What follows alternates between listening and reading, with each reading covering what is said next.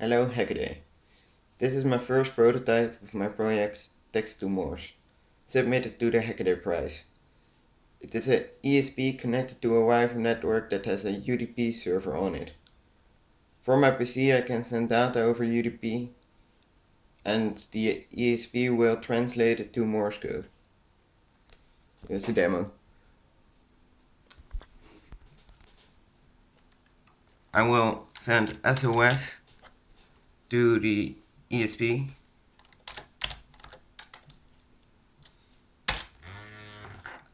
and it will start vibrating.